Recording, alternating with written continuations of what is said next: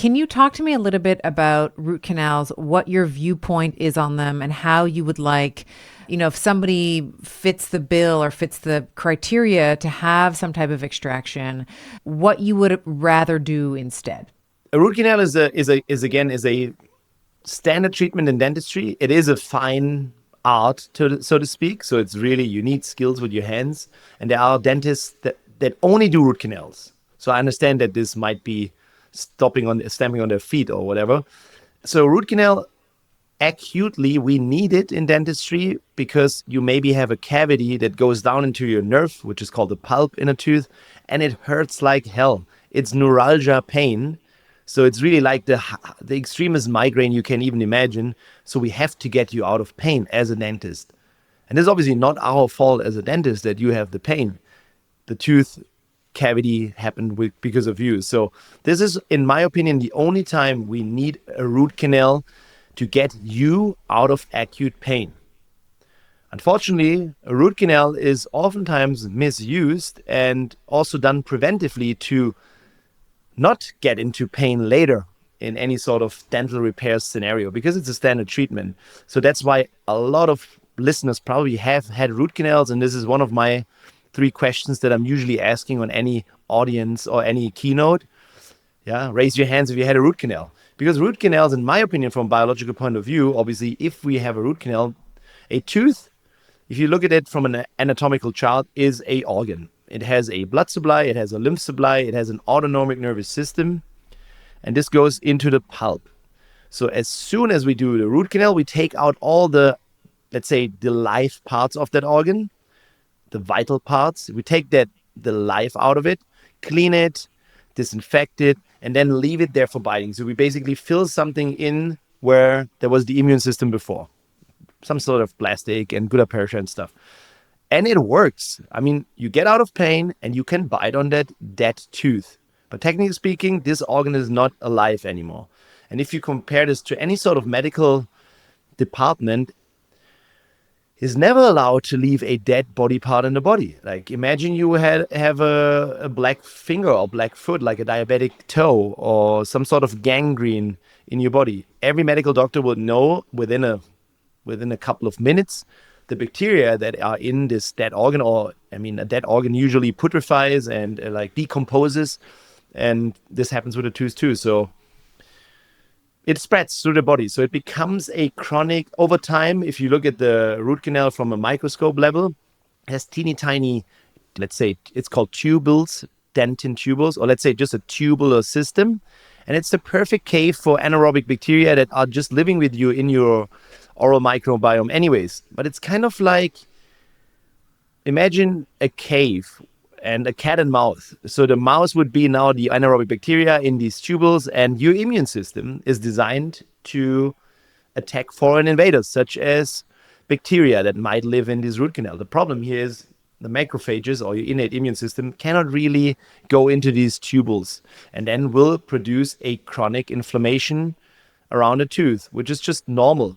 It doesn't really hurt, but it's quite common that if you go to a dentist and do a panoramic x-ray or just an x-ray or 3-dimensional one even, that you find some sort of a cystic tissue or any sign of chronic inflammation around the tip of a tooth. And this is just your immune system trying to protect from the infection side. So the problem is that we take something that was once an alive, vital organ and make it dead just to bite on it. And the dead part becomes a cave for bacteria that anyway is living with you. It's just in itself. Because you're sealing it off, right? Just so I'm following it. You're sealing it, but at the same time, before you had an organ with a live immune system, but there is no more immune system in that tooth. It's gone. It's dead. Right. So the immune system, there's good studies, RCTs, showing that the immune system in a live tooth is able to attack invaders, obviously. But there is no more. So it's sealed off, but at the same time is not really attached to the system anymore. So Right, it's a because double it's a prosthetic. problem. You put some sort of prosthetic in there to be able to bite. Exactly. And you just leave the dead tooth, like the not alive tooth, sticking in your jawbone in there. But then this thing becomes like a chronic infection site. We call that oral interference.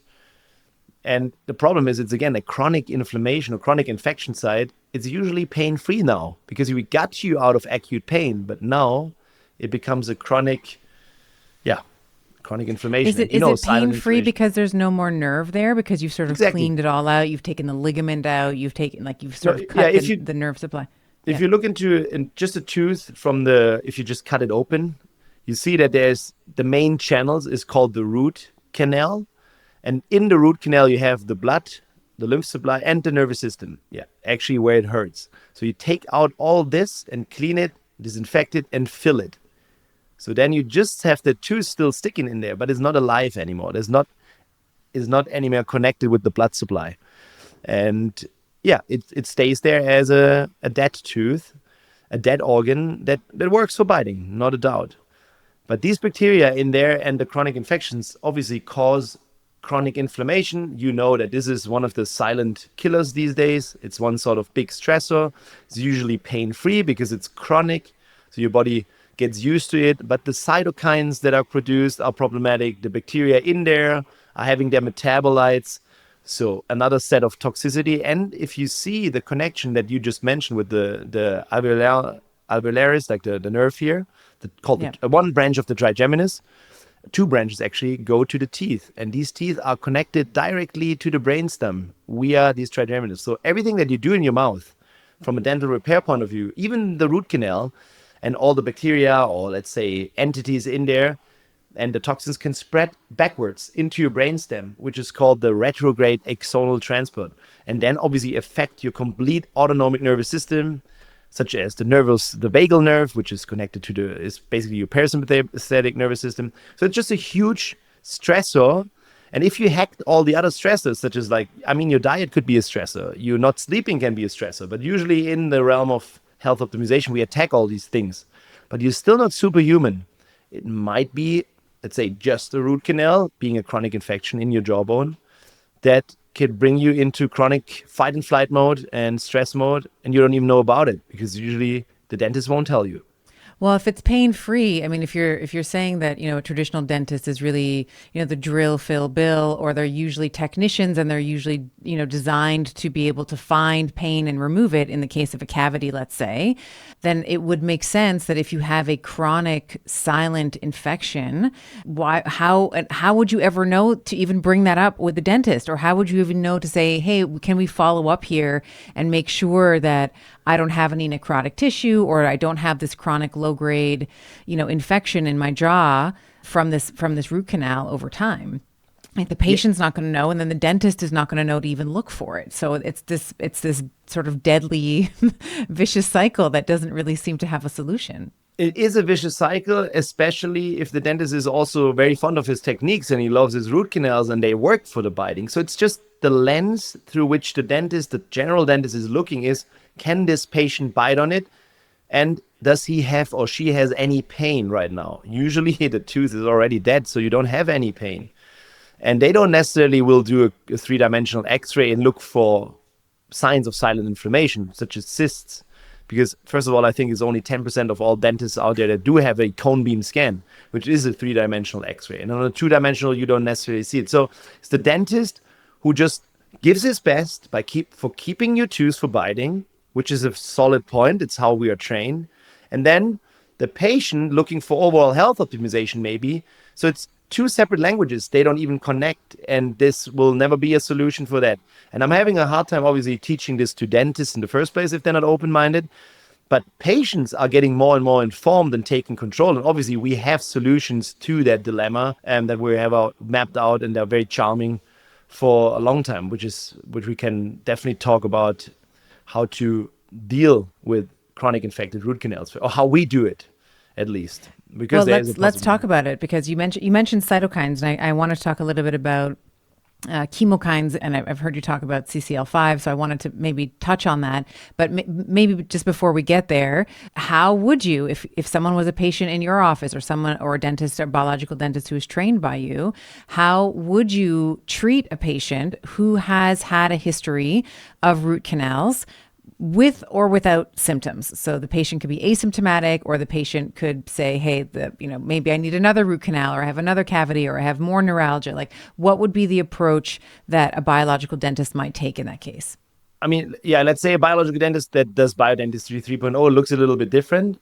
So we, like I said, I mentioned it again. We ask three questions, or we can look at a classic two-dimensional panoramic X-ray, which is showing you complete set of teeth two-dimensionally. We see at a glance, or you can actually look at yourself, and are there any metals in your mouth? Root canals we touched on, and did they remove your wisdom teeth? So what we do, we get that panoramic X-ray sent in, and then we do a complete treatment plan for the complete oral cavity to optimize this once and for all, like with the goal of having no metals, no root canals, and no cavitations. So for us, it's obviously quite special because for us, it's clear in order to get you to next level health, we take it all out. So but we don't want to just rip out a tooth, obviously. Yeah, because that is not a straightforward strategy. So what we do is plan the whole case, such as like a health architect from the mouth, and design it so you can still always bite and have a long-term solution that is more neutral to the body than a, let's say, chronic infected root canal. And what we do in this case is usually immediate ceramic implants. So a dental implant is just if you have lost a tooth completely, including its roots, it's completely extracted, right? Then usually there's a waiting period, and then you might get a new tooth that is starting from the jawbone. So you have to drill something into the jawbone, and this is called a dental implant. You know that probably. And a dental implant, in 99% of all cases, is a titanium implant. Titanium is a metal. So we're using, again, a metal in and drill it into your jawbone. What we do for more than a decade is instead we use a ceramic implant, which is a completely neutral biomaterial. And fortunately, very much so, ever since 2023, ceramic implants are medical guideline. So every Oh, dentist, at least in fantastic. Germany now, has to tell their patients, hey, gold standard is still titanium, but the alternative is existing. It is as valuable, but it is a ceramic implant. And if you then show a patient a white screw versus a black screw, there's not a single patient who not want to choose a ceramic one. So I'm lucky on that side because the research is finally catching up. But what we do even more exclusively is we don't extract the tooth and wait for 3 to 4 months until everything is healed.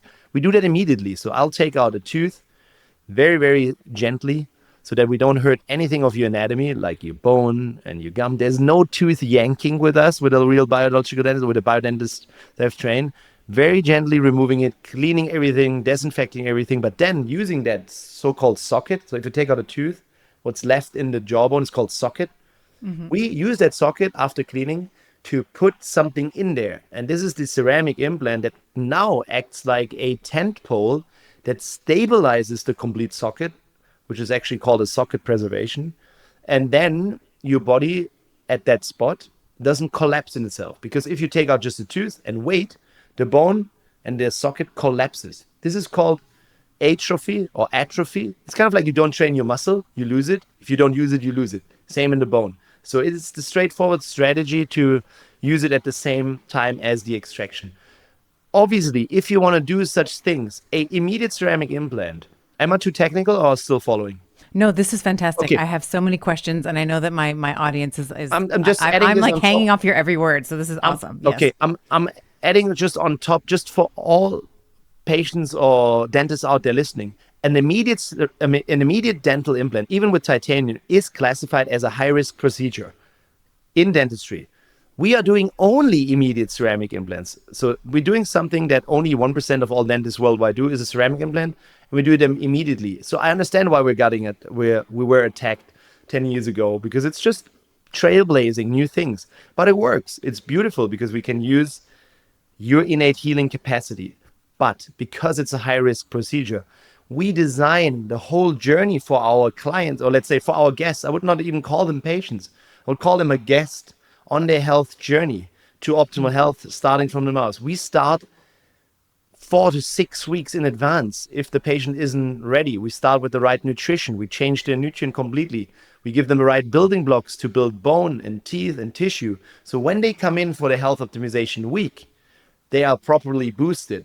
And on site, we also have a complete health, let's say it's a biohacking facility with next to it, where we use intravenous nutrition, hypoxia training, sauna, we have everything. Just to make sure that whatever we then do technically in the mouth, removing the metal safely, taking out root canals, immediate placement of ceramic implants, dealing with all the cavitations, which we not even touched yet, the jawbone inflammation. So Yes. that we make sure that this patient is in supreme healing boost mode, super anabolic, and can just navigate through this phase of his health journey without even a lot of swelling and pain. That is my goal. So surgery for me means the best surgeons, in my opinion, are not the ones that I've trained with. There's like huge surgery, huge cut, rough. That was what I learned. Like the best surgeons are fast and do it rough. I feel like the best surgeon these days is if we don't even need to cut anything, and taking out a tooth in itself without using it, without cutting your gum, is pain-free. So think about this. We save time for the patient, not waiting, not another surgery, not seeing the dentist again. We do that all at once. Obviously, we use ozone, we use PRP, we use it all. But this is possible. But only because of the complete menu structure we have. So it's more like a 5-star resort health optimization journey versus classical conventional dental office. It's just not, you cannot compare it. It's just not existing. I'm adding this on top because I understand that if a snippet from social media comes out, I understand that if they don't get the full picture of what we're saying, they think we're crazy. But we're not. It's just next level future of dentistry. So welcome to the future, Stephanie. Yeah. Yes, I love it.